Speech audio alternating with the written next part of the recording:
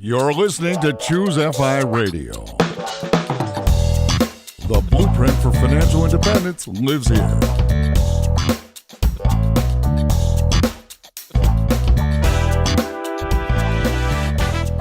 If you're looking to unlock the secrets to financial independence and early retirement, you're in the right place. Stay tuned and join a community of like-minded people who are getting off the hamster wheel and taking control of their lives in the pursuit of financial independence. Choose FI, your home for financial independence online.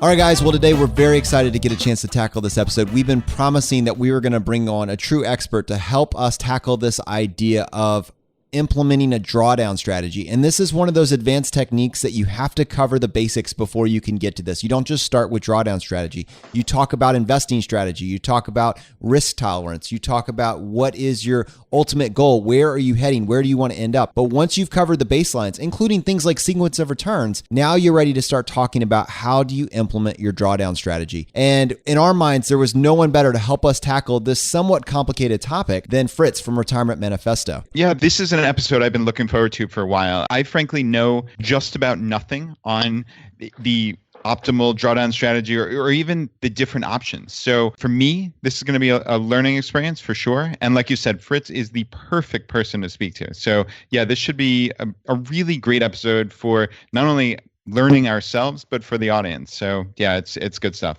And to our show for the first time, Fritz from Retirement Manifesto. How are you doing today, Fritz? Hey, Jonathan, Brad, I'm doing great. I appreciate you guys having me on your awesome podcast. You guys are crushing it, and I'm honored to be on your show. So thank you very much for the opportunity. Well, the honor really is ours. We're very excited to have you. You're very highly regarded both in the personal finance sphere, but also in our own FI community. And there's plenty of overlap between your audience and ours. But I think the nature of your focus, which my understanding is you typically focus more on that 40 to 60-year-old population, there's so much information to glean, and we really get to benefit from all the time and research that you've put into this particular subset of our population. Well, thanks. And, there is a huge overlap. I mean, I've looked at a couple case studies where people hadn't started saving early enough. They were maybe in their late 40s, early 50s. And guess what? They can use the FI principles and they can retire, by age 60 or whatever. That 15-year window you need to reach FI, even if you start at 40, okay, you can still retire at 55, right? So the principles are very much the same. The difference is, I think,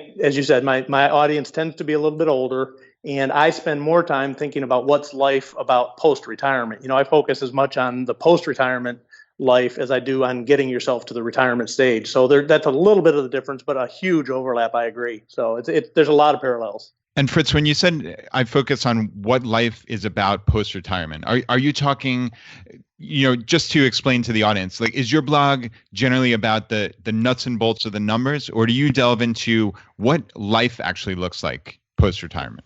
Yeah, that's a good question. And it's kind of evolved. I've been writing about 2.5 years now. And when I started, it was really financially focused. Here's how you should do your asset allocation. Here's how you should, calculate if you have enough to retire. It was really focused on the financials. But as I've done more and more research and written more and more posts, and obviously you pay attention to this stuff because it's kind of my space right now, I'm finding a lot of information that it's the softer side of retirement that can make or break it, and a lot of people focus on the financials, and then they hit the starting line, as I call it, not the finishing line, but the starting line of retirement, and suddenly they don't really enjoy retirement. They kind of fail at retirement. And what I've found is a lot of these softer issues about what are you going to do with your time? What are you going to have as a purpose? You've been working for a long time. You've always had the man telling you what to do. Now you've got to design your own life. And most people underestimate the amount of time and effort that they should put into that side of retirement planning. So that's the type of content that I've been putting quite a bit of effort into. And a lot of it's because personally, I'm only 9 months away from retirement myself. So it's stuff that I'm thinking about. I think it's a little bit ironic that it is the total opposite of what our focus is going to be, which is absolutely the nuts and bolts of drawing down on your asset accumulation phase. Yeah, it's funny. You've got to have both, no doubt about it. It's easier in a way to talk about the financial side and on the drawdown specifically. I'm really glad that you guys want to talk about that today because you guys see a lot of the stuff in the FI community. It's all about building wealth, building wealth, building wealth. How soon can you get there?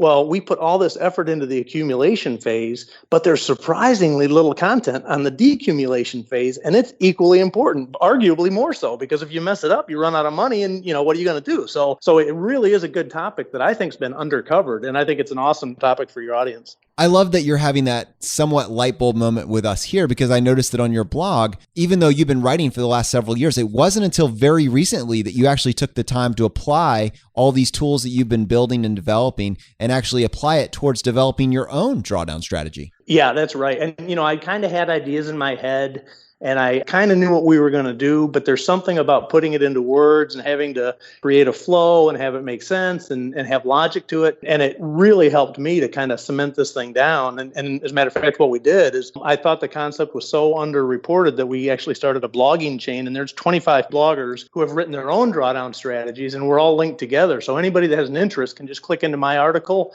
and you can read 20 other articles of what other people are doing to manage their drawdown strategy. So it really is helpful to put it into writing. Yeah, and we'll definitely link to that in the show notes so everybody can find that chain there, certainly. Fritz, you said you're 9 months away from actually putting this into place in your own life. Tell us a little bit about your story generally. Obviously, I guess you're 9 months away from pulling the retirement trigger. I'm not sure how early or not early it may be, but that's largely irrelevant. You're going to need these drawdown strategies in the next year. Just give us a back on your story and your path to today. Yeah, absolutely. Thanks for that. I'm 32 years. I'll be 33 years in corporate America. Started right out of college, and I've had a good job with a good career, good corporation. I've stayed with one company the whole time, which is very unusual, but they've been good to me. And I've had a lot of different jobs. I was plant manager. I ran North American supply chain. I've done a lot of different things. Now I'm a commodity trader. So I've had a lot of different experiences, and through it all, we've been diligently saving, and we'll be getting out at age 55. So it's not as early as a lot of the FI community, but it's still pretty early when you look at the average population. So yeah, next summer I'll be 55, and the plan at this point is to pull the trigger. I haven't officially announced it at work yet, but a lot of people know what's going on. So, we're looking at by next summer, loading up a fifth wheel and spending some time camping and enjoying life. I think what's so interesting about that is before the surge in the FI community, to retire at 55 seemed like an act of rebellion against societal norms. I'm sure at some point you remember thinking, I'm the rebel here, right? Yeah, it's funny because in the FI community, I'm kind of the odd man out. Everybody in the FI community, you look at Steve over at Think Save Retire, he's out at 35. You get a lot of people that are out in their 30s, maybe early 40s. They look at 55 as kind of, he's kind of a late early retiree. But when you talk to the population at large, yeah, the reaction that you talked about is exactly the reaction. How are you getting out so early, right? It's funny, the difference in perspective of what a retirement at age 55 is, depending on which audience you're talking to. So it is an interesting dichotomy between the way that the FI community thinks and the way that the society as a whole thinks. And it's interesting to watch that. And then obviously the next tangent to tie to that is the difference in perspectives on what a good savings rate is between your normal American society or normal, global society versus how we view it both in your community and in our community. Absolutely. I mean, you guys know the numbers. You look at stuff, they're saying the average population savings rate is less than 5%, and I would argue I don't know what the average is in the FI community, but probably well north of 25%, so it's a 5x, 500x multiplier that in the difference. And it's huge. The impact that has on over, a decade or so of savings, the wealth that you create by having that higher savings rate is just unbelievable. So yeah, it's a huge difference. Fritz, have you received any kind of blowback or pushback from any of your friends or family for retiring early at 55? Because to many of these people,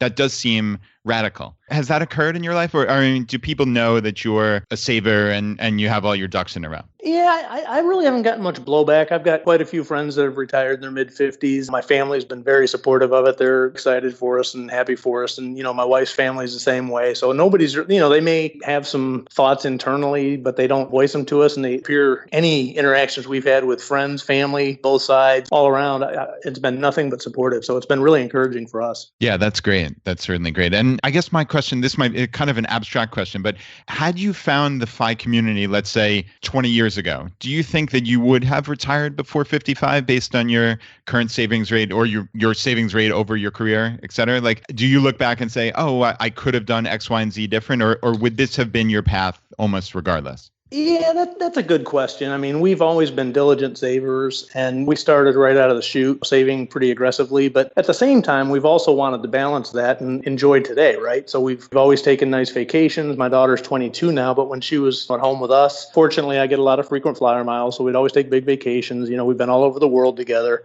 and those are priceless memories to me. So even if I had been aware of the aggressively FI type environment, I still think we would have chosen the balanced approach, which, we're getting out a little bit early, but we had a heck of a lot of fun along the way. And to me, that's, you got to live every day. You can't put everything off for tomorrow just to get to that FI date. We're only here once. You got to enjoy life as you live it. And we've had a pretty good balance. And I think I probably would have done the same thing. Yeah, that's a very important point to live life and balance. I certainly agree with that. And I'm curious. So you've been with the same company for 32 years. Is that what you said? Yeah. Is that insane or what? The last of the dinosaurs. And I never intended it when I started. They were interviewing on my college campus. I went as a practice interview, really. And 32 years later, I'm still with them. I never really had a reason to leave. I had a couple of offers, and I've just always been content. And fortunately, I still have the traditional pension. So, that was a tremendous benefit to be 3 decades plus in a company that still had the pension. They've discontinued it now, but I'm grandfathered in. What a huge blessing to have that, as we're right on the cusp of retirement. That's what's getting us out a little bit earlier than most people do. So it was a huge help. Yeah, I can imagine that. And that was my very next question was, do you have any of the vestiges of the old corporate America, like retirement, pensions, and healthcare, and obviously the pension? But is there anything else that I guess you're fortunate enough to be grandfathered into? That's pretty much it. They killed the health insurance probably 5 years ago. And, I was starting to map out our plans for early retirement then. And I remember the very first retirement cash flow spreadsheet I did years ago, I whacked the health insurance. Even back then, my assumption was it would never be around. And sure enough, they killed it. So I'm going to have to go in the private market for insurance for, 10 years until we can get Medicare or Medicaid. So we've got a 10-year bridge. Hey, it's unfortunate, but you build it into your numbers. And when your numbers say you can go, we go. That's the biggest benefit is the pension. So what I heard in there also was your retirement drawdown spreadsheets that you evidently have been doing for quite some time. Like, how do you get into having that as an interest? Like, where did the website come from? Where did your interest in the real technical analysis of this come from? Yeah, that's a good question. I mean, I think back to when I was in my, late 20s, I started tracking my net worth. I've always been I call myself a passionate financial planning hobbyist, right? I've always enjoyed this stuff. I've always read personal finance magazines, articles way before it was in vogue to do so. So I've always had an interest in it. I've always tracked numbers. And I would say it's accelerated with the launch of my blog, which mainly I launched that, to be honest. We talk about this life after retirement. What are you going to do to fill your time? Well, I was already having some of those thoughts 2.5 years ago when I started the blog. And my primary reason for starting it was to kind of just, hey, let's give it a flyer, see if it works. And if it does, maybe this is something that I can continue after I retire, and it's something that'll fill some of my time and give me a purpose. And it's done exactly that. So I think I really started it as a little bit of a trial run to develop a potential interest for post-retirement. And it's exploded into this, wonderful community that you guys are a part of. And we've all got so many friends now in the FI community. It's beyond my wildest dreams. It's fantastic. We have a friend in common, Big Earn from Early Retirement Now. And, yeah. But I know one of the things that he mentioned as one of his primary motivators to start writing Early Retirement Now was to start documenting these ideas that he already had and coming up with a strategy for himself.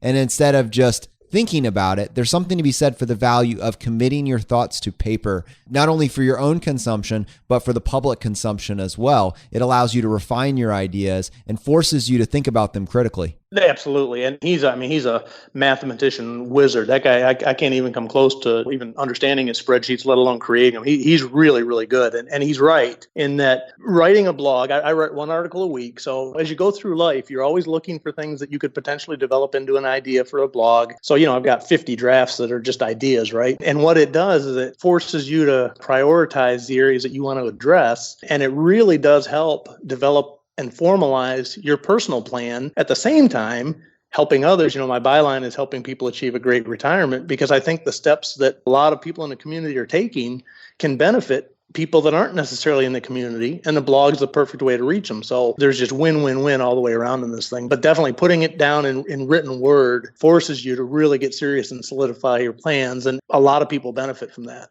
creating a blog forces you to always be curious. And it also forces you to figure out what's a better question. Life gets more interesting when you realize that it's a series of questions that you're trying to figure out how to ask. Absolutely spot on. And I think one of the things that I've realized, I've always been a lifelong learner, but one of the things that I really think makes life enjoyable is having that type of mind that's always seeking to learn and grow and question things.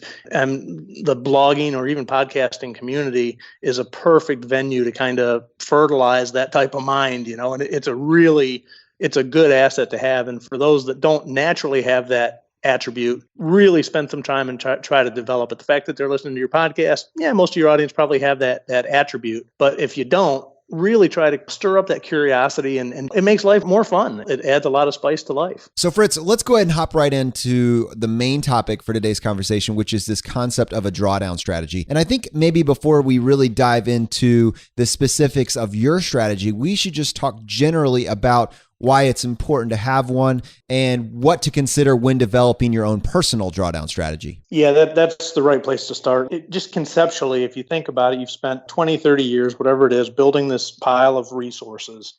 And you've got to step back and say, okay, now I've got this pile of resources. You have to identify exactly what that pile is.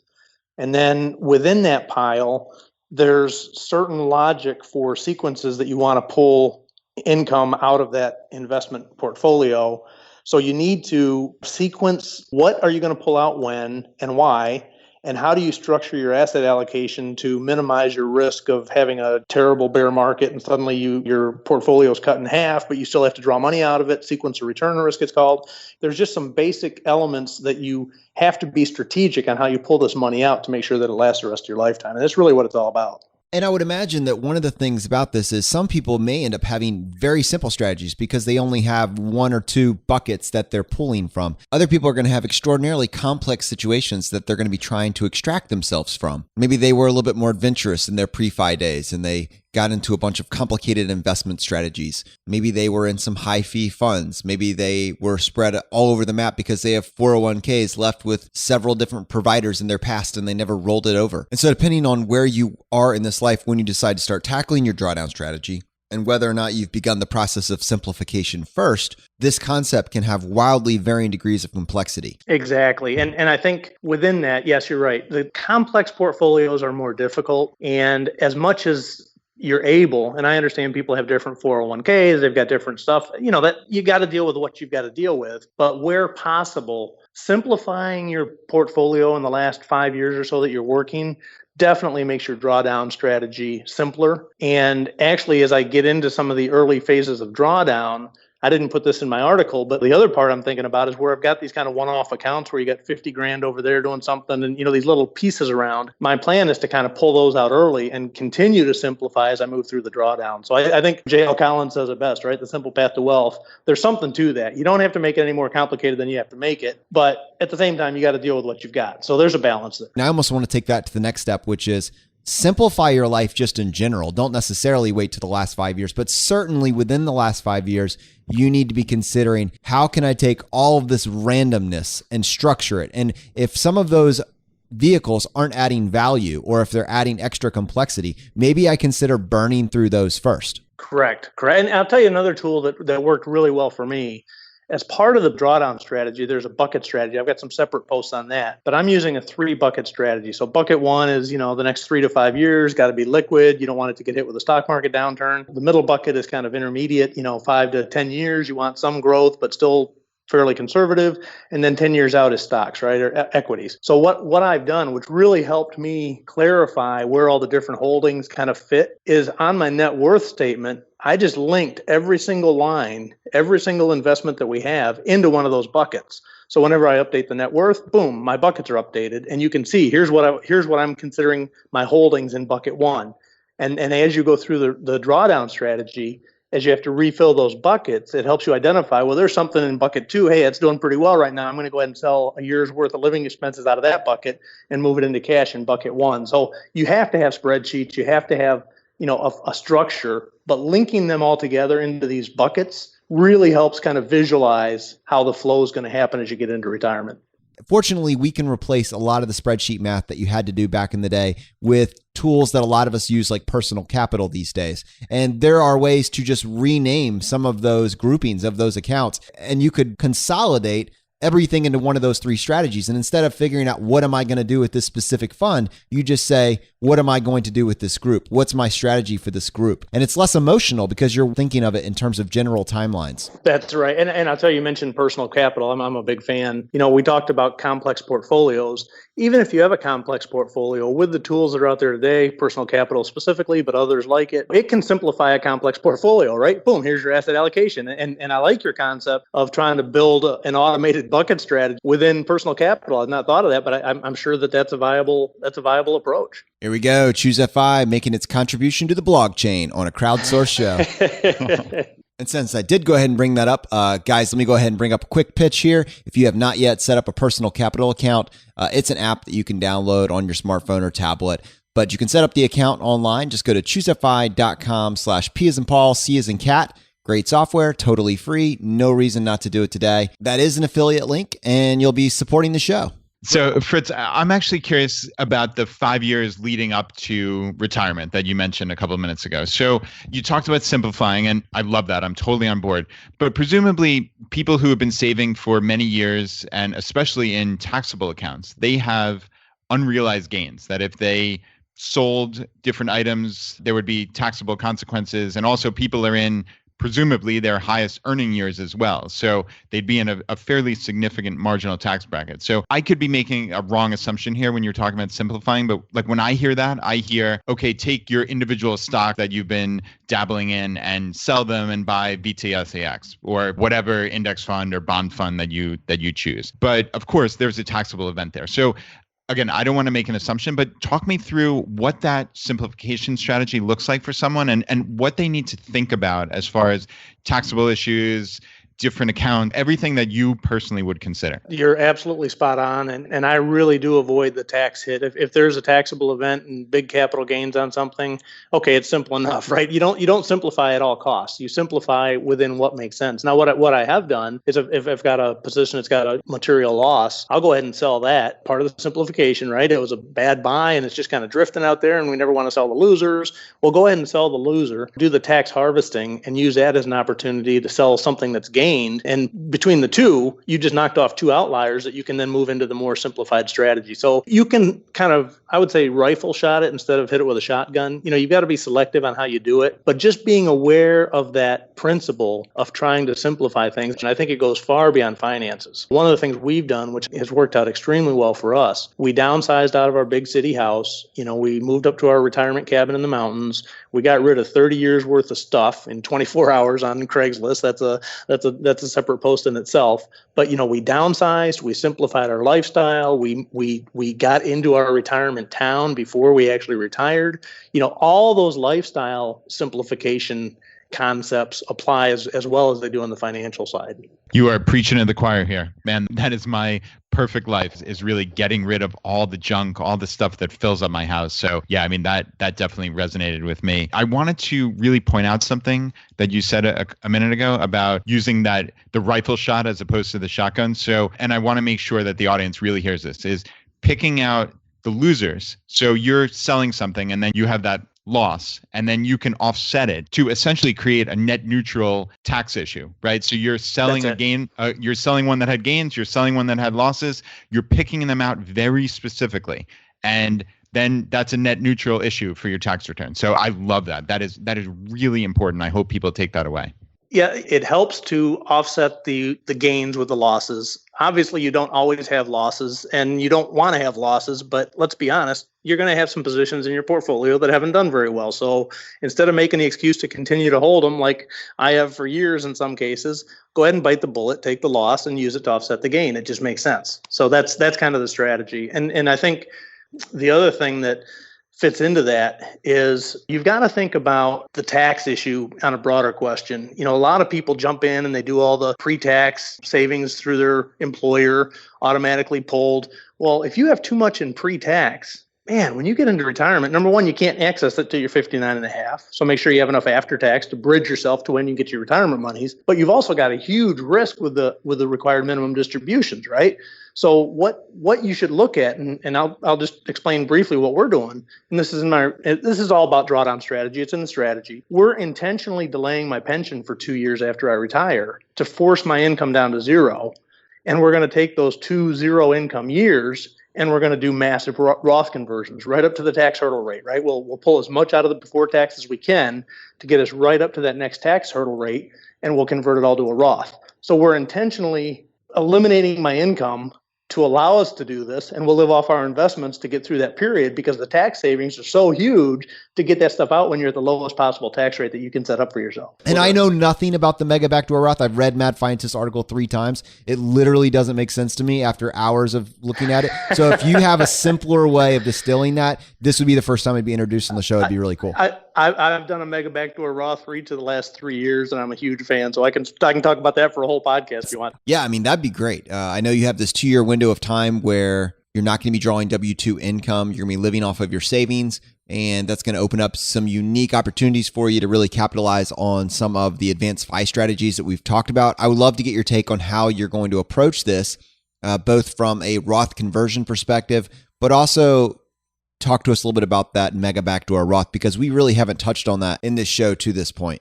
Okay, great question, and hard to answer in simple terms, but let's address them one by one. Let's talk about the mega backdoor first. And I'm doing that now. I've done probably 3 years worth of mega backdoors. And the way I'm doing it, I'm not necessarily using that as a tool in this 2-year window. I'm actually doing that now. And what I'm doing, I max out all the IRA stuff I can do, 401k at work. I max all that out. Above and beyond that, I contribute after-tax money into my 401k at work. So I've got an after-tax bucket in the 401k. And then twice a year, I can roll that from the after-tax into a Roth. The advantage of that is once it's in the Roth, it's tax-free. All the earnings, all the growth, there's never any more tax on it. If it stays in after-tax, it's just a normal after-tax. You get the capital gains hit, you get the dividend, the distributions, all those are taxed. If you can get that over to a Roth, guess what? It grows tax-free. So the mega backdoor, I need to write an article on that one. I've been putting it off because it is complicated, but there are some very good articles out on it. Basically, it's after-tax contributions into a 401k now, which is painful because I'm in a high tax bracket. But to me, having a diversified tax portfolio post-retirement is worth taking some tax hit now. So I'm intentionally taking the tax hit to increase the amount that I can put into a Roth through the mega backdoor, if that makes sense. Perfect. And let me clarify just a couple points just for our listening audience. The maximum amount that you are allowed to contribute as an individual to your 401k is $18,000. But my understanding is above the $18,000, you can contribute up to a full limit, and this would be the difference, but up to $53,000 total. And that difference would be in after-tax dollars. Is that right? That's exactly right. And I think there's a catch-up clause when you're over 50. It's another couple thousand. So basically, I'm pushing in like $50,000 a year. Let's use rough numbers. 20,000 of it's pre-tax, and then 30,000 of it's after-tax. And I do the mega backdoor with that 30,000. So Fritz, everyone out in the audience who has never heard of this mega backdoor is saying, like, what is this, right? Like, I thought the Roth IRA limits were $5,500 a year, and only certain people with certain incomes could put money in. So what the heck is this, frankly? Like, why are you allowed to put in, the difference between your $18,000 contribution to your employee deferral for your 401k and this $53,000 limit, so $35,000 a year, in what seems like a gimmicky way, right? Like, how on earth is this possible? And also, like, are there certain mechanisms you have to do? Does everyone's company allow this? Talk us through how this is even plausible. And let me just say that as the host of the Choose FI podcast, I'm thinking that this is crazy. Well, and I do think personally that loophole is going to get closed because it is a huge loophole. I have no idea how it got designed in, and I suspect that they never anticipated that people were going to use it the way they're using it, right? So let me answer a couple of your questions. Your employer has to allow it, and many don't. I'm fortunate. I heard a podcast 3 years ago when this concept was first coming out. I jumped on it because I was like, man, this sounds interesting. So I did some research. I called Vanguard, who's our 401k company, and they said, yeah, your company allows it. So I was like, great, let's do it. It's manual. It's not something you can just click on a computer screen and make it happen. You got to do some phone calls, fill out some forms, but it's well worth it. So yeah, your company does have to offer it. and I cannot answer why it's in the tax code or the 401k code or the way it is now. I don't expect it's going to last. So if it's something that is of interest to your listeners, I would really encourage them to try to max out their contributions for the rest of the year and get a Roth conversion in before December 31st. Yeah, that's great. And just to be clear, everybody should, if you're interested in that, and certainly this is after tax money. So that $35,000, that's going on your tax return as taxable income, but you're putting it in a Roth. So it's as if you were making a regular contribution to a Roth, which again is normally limited to $5,500, but you're deciding because you have this loophole that you're going to put in $35,000. So it's taxed now, right? And then, down the road, because it's in a Roth, there's no tax implications whatsoever. That's right. And if you think about the tax logic, and again, this is all part of the withdrawal strategy. Theoretically, you want to have stuff count as income when you're in your lower taxed years. So conceptually, doing it now and when I'm at my peak earning years doesn't really make sense, right? Financially, it's probably not optimized, but to me, the value of having as much Roth as possible in my drawdown strategy is worth taking a potential financial hit to get it set up. That's the thing. You should do a Roth when you're younger in your career and you're not in the higher tax brackets. Max them out, right? Any of your listeners that are making less than 50, 60 grand a year, 100% into Roth. Don't even think about it, because as your income grows, you're into a higher marginal tax bracket. That's when you want to do the before tax contributions and then wait until retirement to pull that money out and have it count as income. That's the traditional way of doing it. But this mega backdoor has so many other attributes that are attractive about it that I'm kind of going against the grain of how you'd normally fund a Roth. Yeah. So anyone listening to this who's interested, definitely call up your HR department. They might look at you like you have 10 heads, but just, keep asking questions. Do you allow after-tax contributions? And I think there have to be in-service withdrawals is the terminology. But just ask a couple questions. Call your 401k company if you have to, and find out if your company does allow it. That's it. Yeah. All right. So Fritz, we started this conversation introducing the concept of having a drawdown strategy and maybe talking a little bit about how to generally approach it. But now we want to take a few minutes and talk specifically about your strategy. And based on my understanding of the article that you wrote on this, the place to start is asset allocation. So why don't you go ahead and just take a few minutes and walk us through your game plan? Yeah, perfect. And I think the broader discussion of asset allocation is the right place to start. As you get closer to retirement, you don't want to have too much exposure to equities, because if the market collapses, you've still got to pull money out and you can't run that risk. So right now I'm roughly, it's conservative. I'm about 50% stocks, 40% bonds. And then I've got 10%, in some alternatives, other stuff that I trade on the side just for fun. So basically, it's let's call it a 60-40. And basically, I've increased that 40% in bonds and, safe stuff as I've gotten closer to retirement. So the first question you have to think about as you're setting yourself up to go from accumulation to decumulation is, do I have too much risk? Do I have the right amount of exposure to equities to continue to keep up with inflation, but the right amount of safe investments to make sure I can pull money out of this thing for the next couple of years, even if there's a market downturn? So that's the first question, is asset allocation in spite of the tax issue. You've got to think about what you've got. Then when you move into the next phase, which is thinking about this tax issue, you've got to make sure that the monies you're going to take first, they're in the right tax structure that you can get at them. For example, if it's in a 401k, you can't get it till you're 59 and a half. Now there's a clause there. You can actually get it at 55. If you retire in the year you're 55, too much detail. The point is, do you have enough after-tax money to be able to bridge yourself over to the point where you can start getting into your retirement accounts? And then once you've identified, yes, I do, you need to make sure that the assets within your after-tax account aren't subject to massive stock volatility, because those are the assets you're going to be pulling first. So they both go together, but it all starts with asset allocation. I was a little bit interested in the asset allocation you chose because, Brad, I don't know if this struck you, but in my mind, because you have this corporate pension and because you have Social Security as a reality for you, I think that's probably a safe bet at this point. In my mind, I almost feel like you could be more aggressive than you are. And I wonder, does that strike you as well? Or even with the pension kind of being there in place and it's going to be there, and the Social Security, the 60-40 still feels right? You're absolutely right. I've had this discussion with Vanguard. By the way, if Vanguard is your 401k provider, a lot of times they'll give you a 1-hour session with a CPA every year. So I have a 1-hour session with a CPA at Vanguard for free every year. And they always say, well, the last 18 months as I've been pushing more into bonds, you need more exposure to stocks. My answer to that, And the retirement answer man, Roger Whitney, he's got a saying, and I'll butcher it, but it's something you don't have to take more risk than you have to take. And we've built a significant net worth such that we don't really have to have, the aggressive growth. We know we're okay. So we're intentionally being a little bit more conservative because we don't have to have the pie continue to grow quite as aggressively. So for peace of mind and everything else, to just be able to automate this and forget about it, we've chosen intentionally to be a little bit more conservative than a lot of the theory would say you should be. So yeah, you're spot on. It could be more aggressive, but it's just a personal comfort level. We don't need that. We don't need that aggressive position. So let's not take it. We're okay.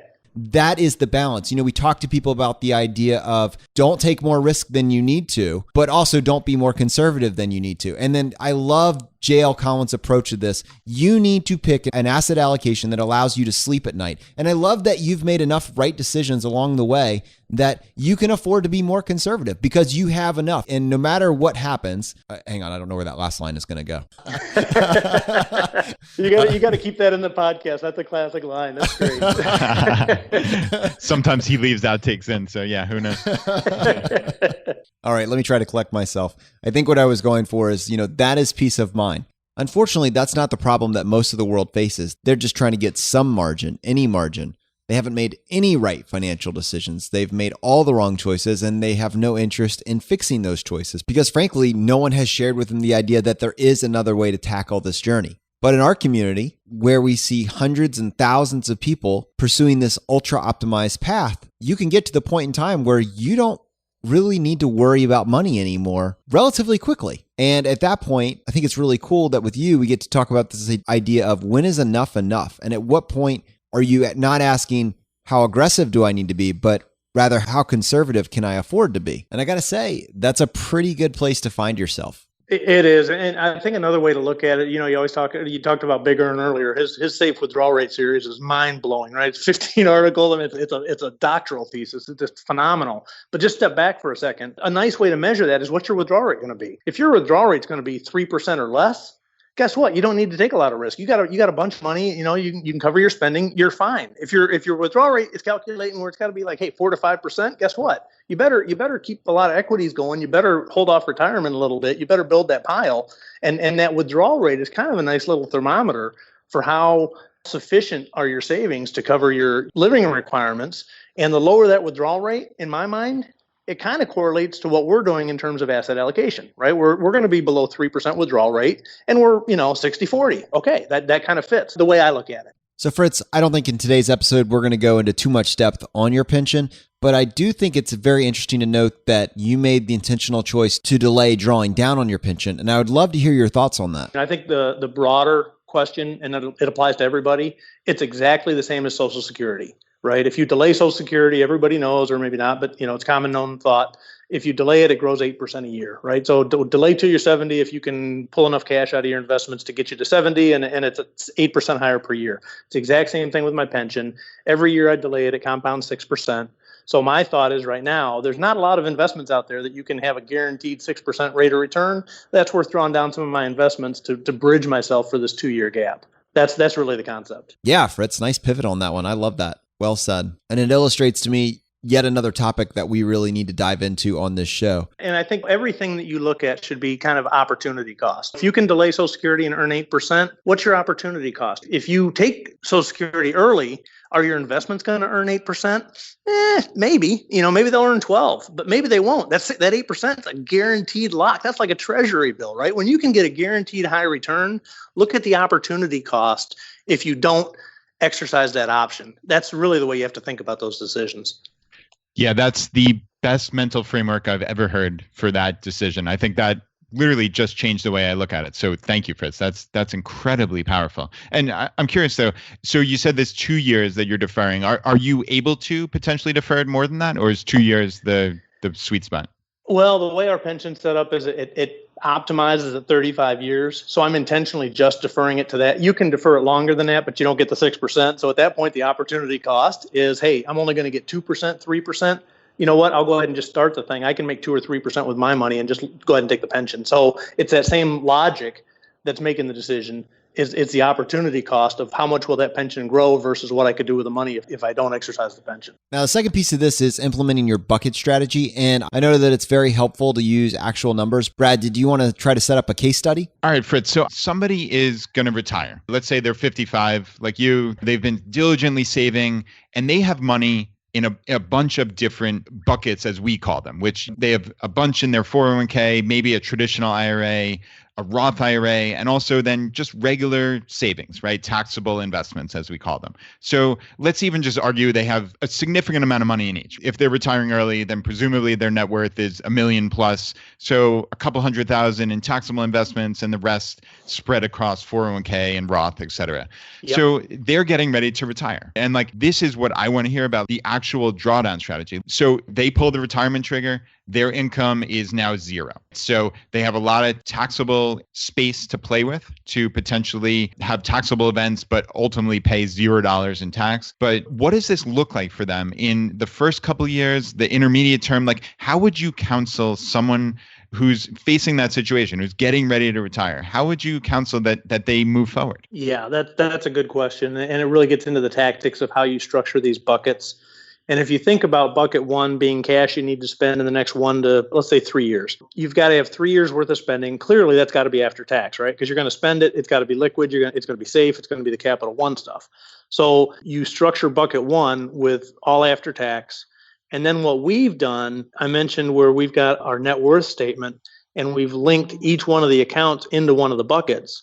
If you look at the IRA as an example, where you have forced, RMDs when you're age 70 and a half, well, guess what? That's 15 years out. Okay, fine. I'll put that in bucket three. So I've got an intentional line in bucket three. That's my IRA before tax. And guess what? It's invested in equities, right? So you do have to take the tax structure into account when you place those specific monies into each bucket.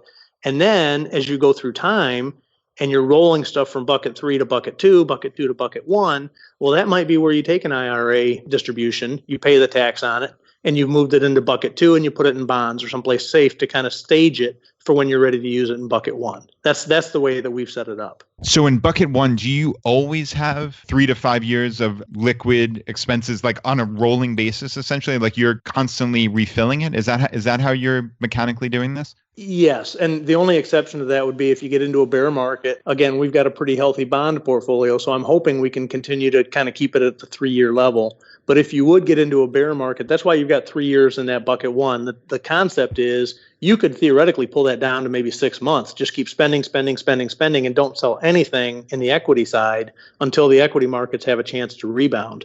And then, it's just a question of how much risk you're willing to take. Theoretically, you could put, 5 years, 10 years in bucket one and mitigate any risk of sequencer return risk when the stock market is down and you need to sell stocks. The problem with that, obviously, is you're foregoing any kind of investment return when it's in bucket one. So there's a balancing act between the two. But the concept is have enough in there to buffer you against stock market volatility. Okay, so that makes sense. So I guess in my hypothetical, we're saying we've used $60,000 of yearly expenses. They have 3 years worth in their liquid accounts. So they're going to use those funds to basically fund their lifestyle for the next couple of years. And it's just going to come out, like you said, of your Capital One account and all is well in the world. But they still have some space, right, to harvest capital gains. So presumably they can expose themselves to some taxable income, to some taxable events where they sell some of their appreciated stocks or mutual funds and create that taxable gain. But ultimately, it's $0 in tax because they have this space. But how do you advise people go about that? What types of buckets are we looking at?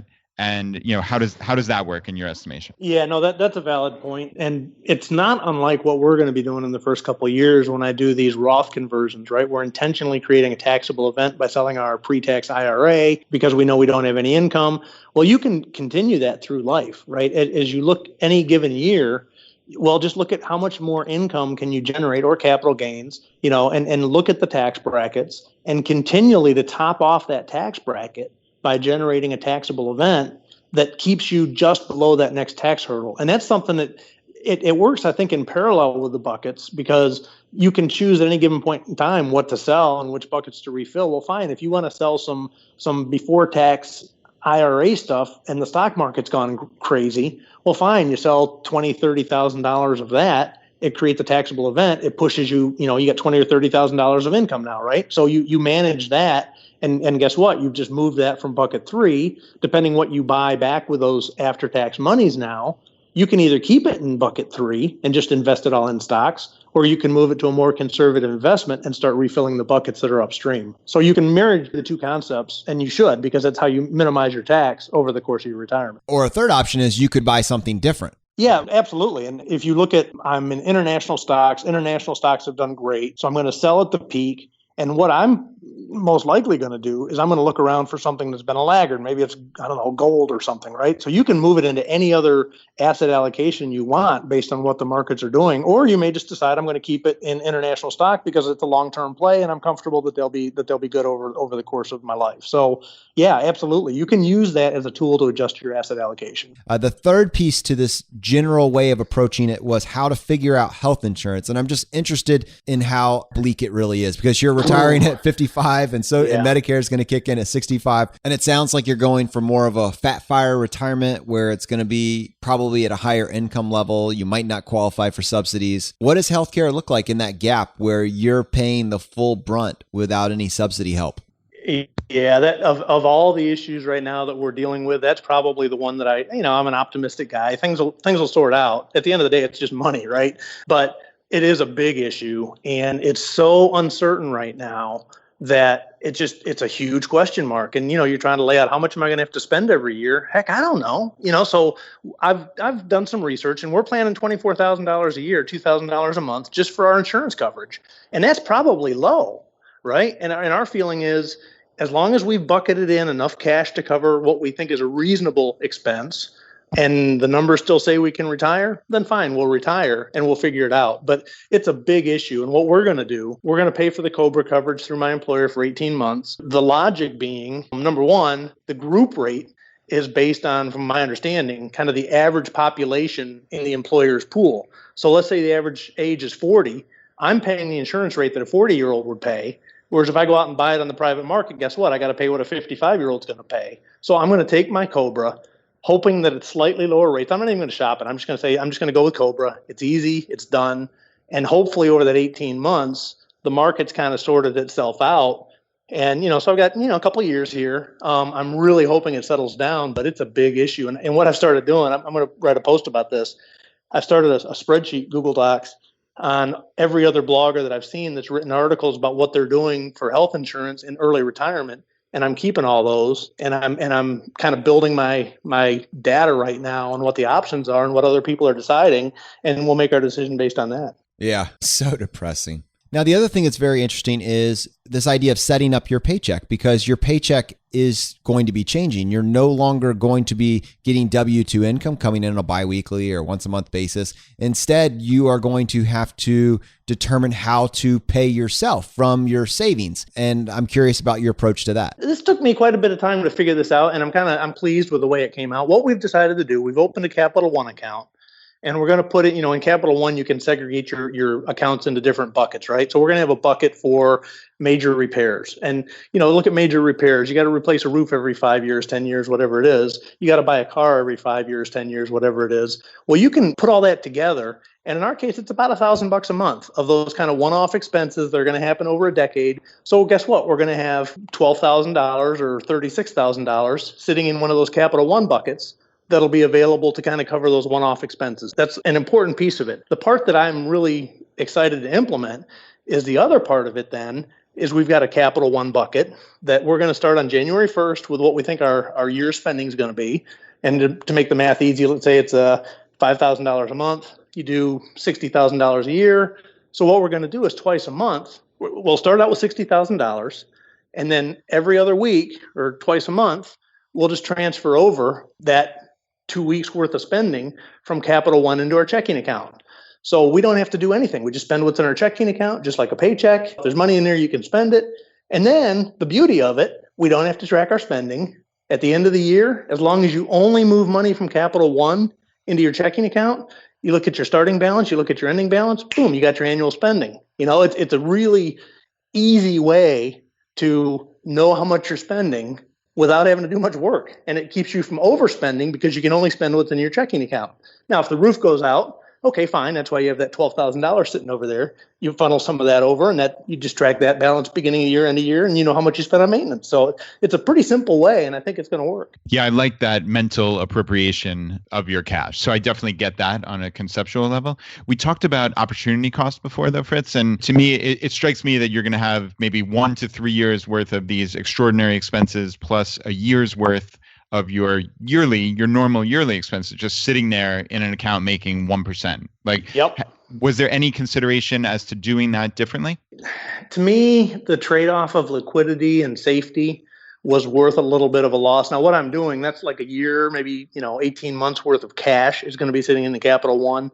Any other liquid funds that we want to have, but they can earn a little bit more money. I'm a big fan of munis. I'm in a high tax bracket, so muni bonds, it's tax-free income. We've got a bunch of money sitting in muni bonds and some other bond funds. You got some risk there if the interest rates go up. Okay, that's fine. And we're earning probably 2.5%, and that's on an after-tax basis, right? So it's really like a 4% tax comparable return. So there are things you can do. That's why my bond piece is 40%, because we've been really taking advantage of the bond ETFs, mutual funds, treasuries to try to get a little bit better return, but maintain that safety of the liquidity that you need for, retirement funding for the first couple of years. And just to follow up on that, so talk me through what happens with that Capital One account in year 2. So presumably at some point you're going to need to refill this account. Yep. Like, do you sell an entire year's worth of expenses in equities or bonds or whatever it is all in one fell swoop, or what do you have planned for that?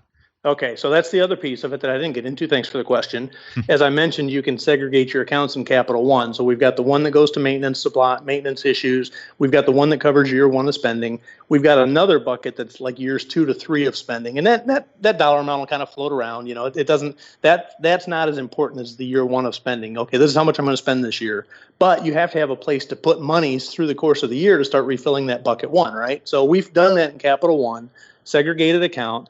And what we'll do is throughout the year, we're not going to do it all at once because you can't time the markets, right? So maybe every couple months, once a quarter, we'll sell a couple months worth of living expenses out of, let's say, bonds. We'll sell a bond fund and we'll dump it into that segregated Capital One account that's set up for years 2 and 3. We don't want to get too much in there because, as you said, you don't make any interest on it. But we also want to have a mechanism to consistently move money into that bucket 1 over the course of each year. And that'll be an ongoing process. That's awesome. I love that. That's exactly how I would have done it. So yeah, that's cool. Cool. All right, so you come to the end of the year and you find out, yay, I spent what I was expecting to spend. We didn't spend what wasn't in the account. So thumbs up. Any other kind of annual task that you do with a year in review? Yeah, I think obviously update your net worth. That's critical. And look at your asset allocation as you're spending money out of cash. And, if you're not selling any equities, your equity portion will tend to grow. So, there'll be some rebalancing. I do that at the same time we do our net worth. And then the other piece is obviously, let's use our $60,000 example. If we spent 55, great, you got $5,000 in there. We sit down, we kind of do our planning for the next year, say, hey, you know what, let's keep it at 60. I think that worked out pretty well. Well, then we'll transfer 55,000 over from bucket 2, this other Capital One piece, over again to that 1-year spending account, and we'll top it off right up to $60,000 again on January 1st, and that's our starting balance that we compare with the December 31st number, and we can see next year how much we spent that year. So those are the 3 main things that I think we'll do every year end. Now, this is one thing that's a little bit interesting to me, and I'm going to throw you a little bit of a curveball here, is just that typically when we talk about a safe withdrawal rate, and I'm specifically referring to Big Earn because he reminded me about this, but when we talk about the 4% rule or the 3% rule, those are adjusted for inflation. So I'm just wondering, as you're approaching this, how are you building inflation into your cost of living? And specifically, how are you building that into your plan with the 55,000 versus the 60 versus, that ever increasing number potentially? Yeah, that's a good question. And, I'm a big fan of kind of this, if you look at Michael Kitces, he's got all these different theories. You can do a straight 4% withdrawal and adjust every year for inflation. I tend to like better this somewhat variable approach where you kind of got a floor and a ceiling, and based on how well the markets are doing, you had a great year, everything's up, great. You can go ahead and go up as much as inflation goes up, or maybe even a little bit more. But if the markets had a terrible year, you know what, we're going to freeze our spending at last year's level, and we'll just absorb the inflation by spending a little bit less, right? So I think you've got to be flexible. And the other thing is your personal rate of inflation isn't going to be the same as the consumer price index, right? We got our house, it's paid for. The only inflation there is taxes, right? So I think you do have to look at what your personal spending rate is. And hopefully, if your housing's paid for, your cars are paid for, things like that, I'm hoping that our personal rate of inflation should be a little bit lower than the economy as a whole. Yeah, that's absolutely perfect. And I think if we know that the 4% rule or the 3% rule has inflation built into it, yet you, as you were just pointing out, your personal rate of inflation isn't tracking that same index, then that almost builds in some additional buffer for you into these numbers. Yeah, now you could argue it could be worse, right? Because if you look at what percent of your spending is healthcare, and is healthcare potentially going to be higher than the CPI? Yeah, of course it probably is. So it could go either way. I think you just have to be cognizant of it and adjust for it, each year as you put your spending plans together for the following year. Well, we're optimists. I'm sure they're going to get all the healthcare problems fixed within the next 12 months. I hope you're right. All right. So let's take a second and talk a little bit more about long-term strategy. So we mentioned in passing the value of delaying Social Security when you're able and viewing it as the opportunity cost for grabbing it early. I noticed that one of the things that you talk about in your article series is the value of protecting the Roth. Do you want to explain that idea a little bit more? Sure. If you've got an asset that can generate tax-free return forever, it should absolutely be the last thing you take because it's growing tax-free. So anything that's not growing tax-free, you should pull down first. So our plan right now is when I'm 85 years old, God willing, all we have left is a Roth, and then I'll spend down from the Roth. But we're going to try to not touch the Roth and keep it invested in pretty aggressive stuff so that it can continue to grow tax-free. So practically speaking, if the Roth is the last thing that you draw down on and there aren't any required minimum distributions, the natural implications of that is that the Roth is what would be left for your heirs. That would be your legacy. And I know you have a daughter. Have you thought about the implications of that being what's left over? Yeah, I think I look at that two ways. I think number one, it's a longevity risk play, right? If we do live to 100, you've got to have some money there. So you kind of have to plan for a long life. And then if you don't, live that long, okay, fine, our daughter, we told her she's not getting anything, don't plan on it, we're going to spend it all and retire. You don't want her to think there's a nest egg coming. But in reality, if we die younger than, I think we've cash flowed out like 95, it's kind of, we both die at 95 and we're fine. So there's realistically going to be some money left. And I've not gotten into the tax treatment. I think there are forced distributions once she takes it, but I'm not sure how the tax works on that if it's inherited. I'm not sure. I should check into that. But you know what? She'll be happy. She'll get some money. If she has to pay taxes, she has to pay taxes. Well, we'll try not to let her find out about this podcast so that you can let the secret ride a little bit longer. All right. All right, Fritz. The next thing that we want to talk about today is life insurance. Yeah, what we did with life insurance, this was kind of interesting. We have life insurance through my employer, but obviously when I retire, I won't get that anymore. So I did buy a separate policy, 20-year fixed term, so it'll go until I'm 70. And my thought process on that was, if I pass away, you've got different survival clauses on your pension, but the one we're going to probably choose is where my wife would get 2/3 of the value. So our thought on that is we'll supplement what she'd get in the pension by a life insurance policy. By the time I'm 70, it doesn't really matter at that point because, the investments would have done well and she can get by on 2/3 of the pension. So we did that in case I would die early and she has to go, 30 years with a reduced pension. She'd have a little life insurance kicker to help her out. That was the logic there. All right. And then another one that I know that you mentioned that I think is very reasonable for people to consider post-retirement is this idea of part-time work. Yeah, it's huge. I mean, if you look at the numbers, so where we're at on that, we intentionally are not going to retire until we, based on all of our predictions, will never have to work another day in our lives for money, right? That's the first premise. Once we get to retirement, we may well choose to work just for the fun of working, right? The social interactions, whatever you get out of it. So what we're thinking right now is we'll have our fifth wheel. Maybe we'll go out to Yellowstone and we'll work a seasonal job for the summer. Maybe we'll go pack boxes for Amazon for the Christmas rush. Maybe we'll do a couple things like that. They're not in any of our numbers, so that's a little bit of a buffer again. We will probably do it just because it sounds kind of fun, but the financial consideration isn't the reason we're doing it. So it'll all be gravy. I love if you tie that back to what J.L. Collins said on our show. He said, I may end up working again, but it won't be for money. Money will no longer be the primary motivator.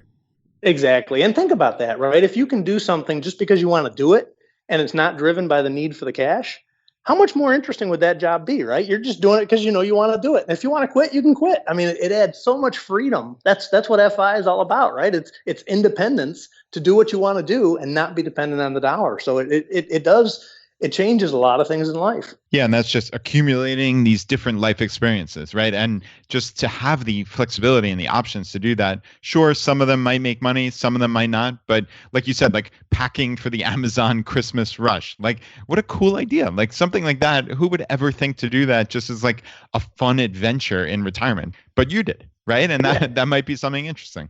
Yeah, and maybe you go in, it's a total bust. You're like, man, my back's killing me. This is really, this is hard work, right? Maybe it's a bust. Okay, fine, you don't do it the next year. But maybe it's, hey, this is great. I'm in here with a bunch of other early retirees. We're having a great time. We go out and have dinner together afterwards. You make friendships. Who knows, right? But you're free to explore.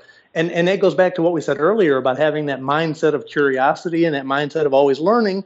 Well, heck, I'm curious. What's it like to work for Amazon for the Christmas rush, right? That all stems from that same mindset of being curious and wanting to explore things as you go through life. Does any type of world travel factor into your, this open mindset? Like A, just for the mindset purposes, and B, we talked about healthcare and how expensive that is. It's dramatically less expensive in other parts of the world. Like, has that ever factored into your consideration?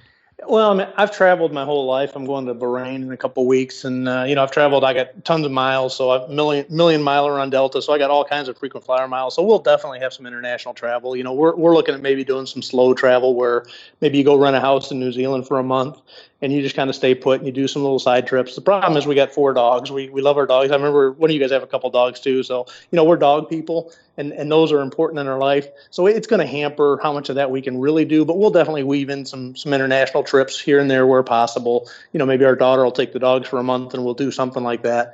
I don't think we would do I don't know if you call it geo arbitrage or what you'd call it for medical insurance. I think we'd rather just make sure we've got enough money set aside to be able to deal with it here.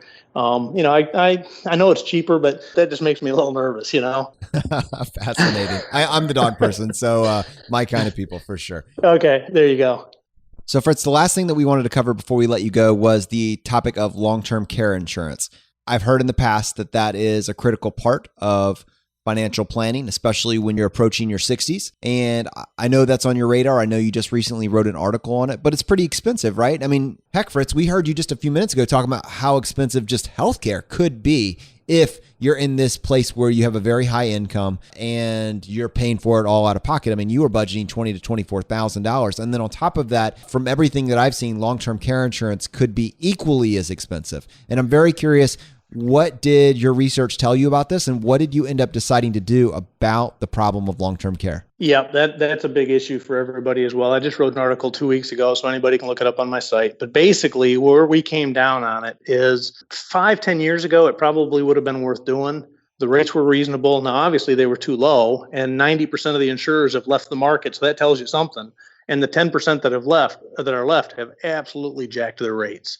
So what we did, and that's what this article is about, is I basically compared, again, it goes to that opportunity cost mindset. I basically built 2 columns in a spreadsheet. One was our annual premiums if we buy long-term care. And it was something like, don't hold me to the numbers, $3,000 to $4,000 a year. Let's say $3,000. So we put $3,000 in column A, and that's how much I'm spending every year for the insurance. Column B, I would invest that $3,000 and it would earn, I think I used a 4% conservative assumption, and we just let it grow. And every year we'd put the insurance premium back into this other investment, and we would continue to fund it to the same amount that we would have been spending on the long-term care insurance, if that makes sense. And then we just compared the two. Obviously, if you go into long-term care in year 1, shame on us, we should have bought the policy, right? Because you got 3 years worth of coverage and you've only got $3,000 saved. You could never cover 3 years of insurance. What we found was that in our case, at about age 80 to 85, we'd have about 3 years worth of long-term care built up in this investment pool. So we're kind of self-insured, and our break-even point was in our mid-80s. And ironically, that's when the statistics say you're most likely to require long-term care. So we said, you know what, we'll just self-insure it. And then if we don't need it, that's just more that goes into, the fund money or gets passed on to our daughter. Yeah, that's fascinating. And that, in my mind, is consistently the way that the FI community tackles problems like this. It's just math. And There's certainly an emotional component to it when you start talking about the concept of long-term care, but I think this is a very reasonable way to approach the problem.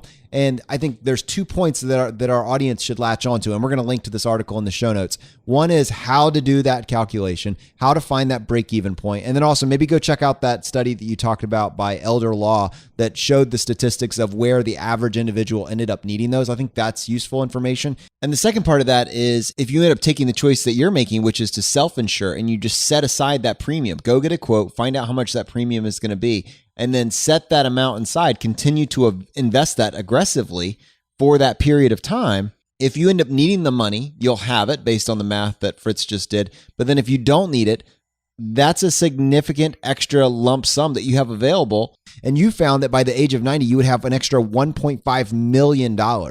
Yeah, it's material. And if you would have bought long-term care and paid those premiums all those years, that would have been $1.5 million worth of net worth that you destroyed because you didn't need the policy, but you spent all the money on it. So you kind of get the best of both worlds. You've got enough money there to cover the need if you have it, and you've got the investments if you don't need it. So to me, it was just a no-brainer decision. There's obviously risk, right? Because if we end up needing it for 5 years, we run out of money, okay, we'll deal with it.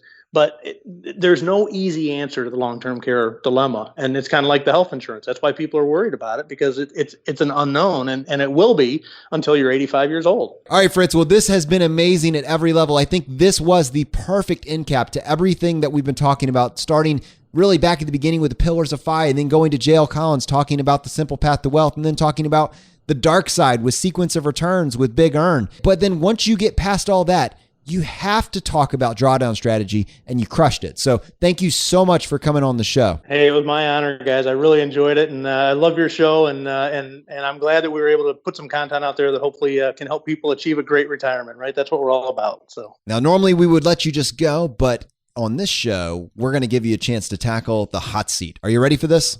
I love fire. Bring it on. Okay. In a world drowning in debt and rampant consumption, trapped by the chains of lifestyle inflation, these questions highlight the secrets of those who have broken free. Welcome to the Choose FI Hot Seat.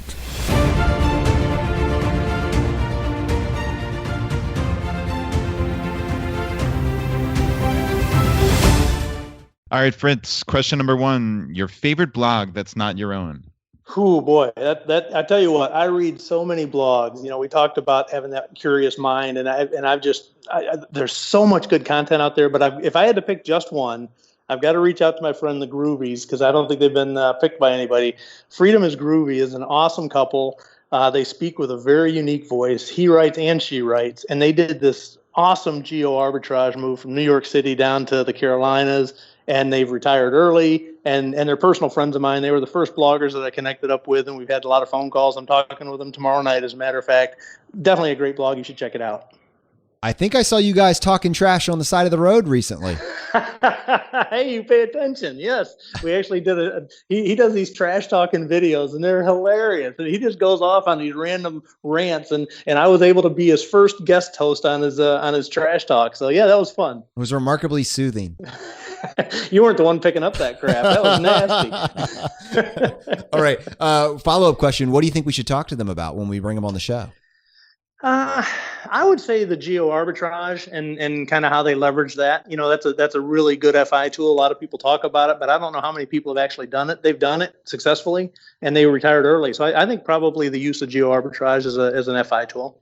All right. Question number 2, your favorite article of all time. Now, this can be one that you wrote or somebody else's.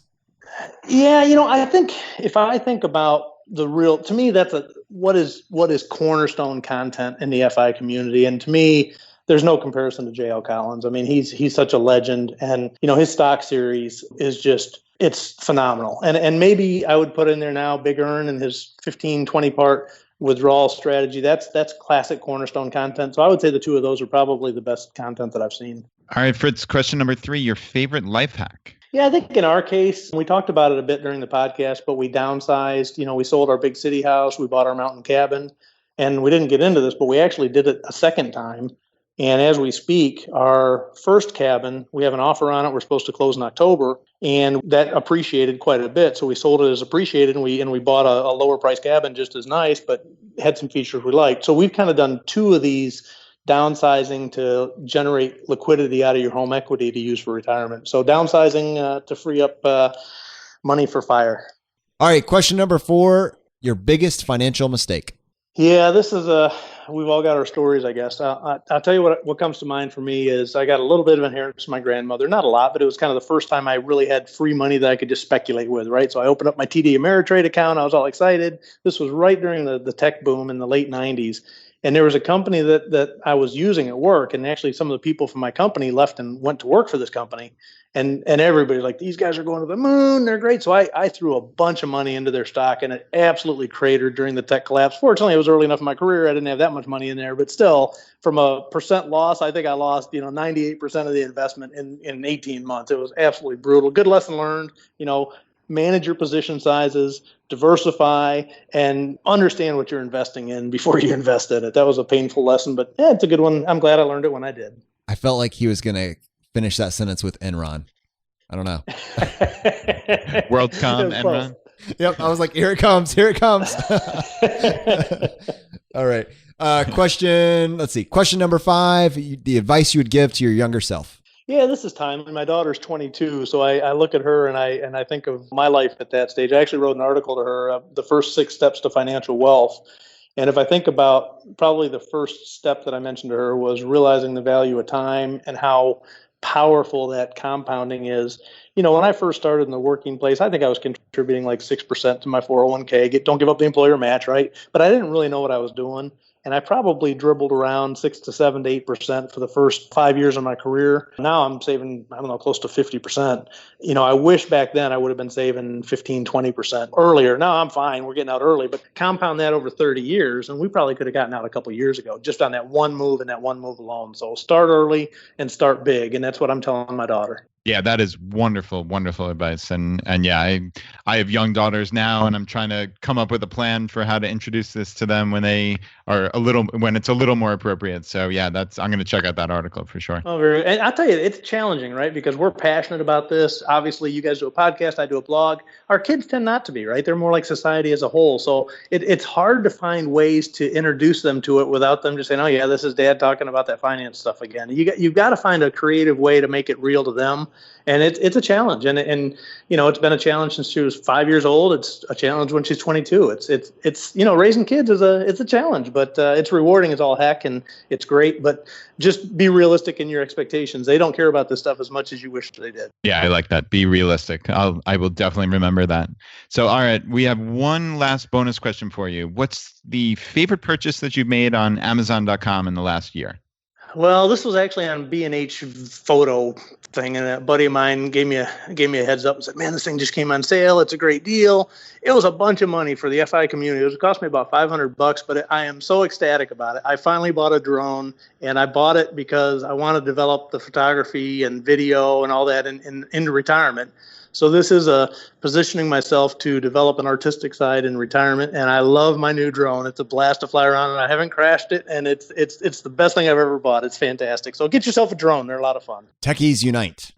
Indeed. They're amazing. They're a lot of fun. The guy that's doing the documentary, Scott Rickens, doing the Playing with Fire documentary. Yeah. That is his signature move. That was his kind of claim to fame in this space was drone operations. So it really is.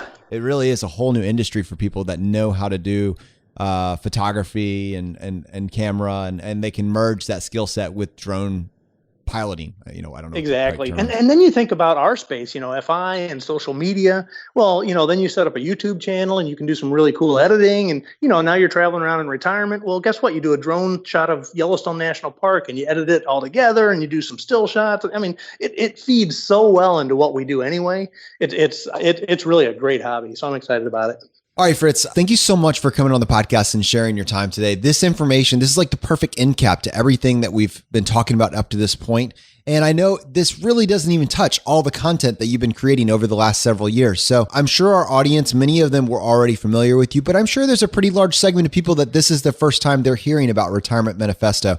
What's the best way for them to connect with you and connect with the work that you've been doing over the last couple of years? Yeah, thanks for that opportunity. All my stuff really is based on my website, which is theretirementmanifesto.com, one word. And I've got probably the easiest way for people. I've got an about page. It talks all about me. And then I've got every article I've ever written chronologically outlined there. I've got stuff sorted by topics, so you can reach me there. You can reach me on Twitter at Retirement Manifesto. Those are probably the two biggest forums that I'm on. And people want to sign up for my email. I have a free net worth template that they can download onto their computer. And if you're not tracking your net worth yet, please use this form and start tracking your net worth. And, give me a note. Let me know that you found me through Choose FI. And, I'll reach out to you and say, thanks for taking a look at my site. I appreciate it. And also, guys, I know that Fritz is also in our Facebook group, so I'm sure you can reach him there as well. So what I love about Fritz is just how willing he is to give of his time and answer your questions directly. And just a very, very generous guy, highly respected in the community. So we're just very grateful that he was willing to come on the show today. And we absolutely hope that you will reach out. Definitely check out his net worth template. I've downloaded myself. It's a very useful tracking tool.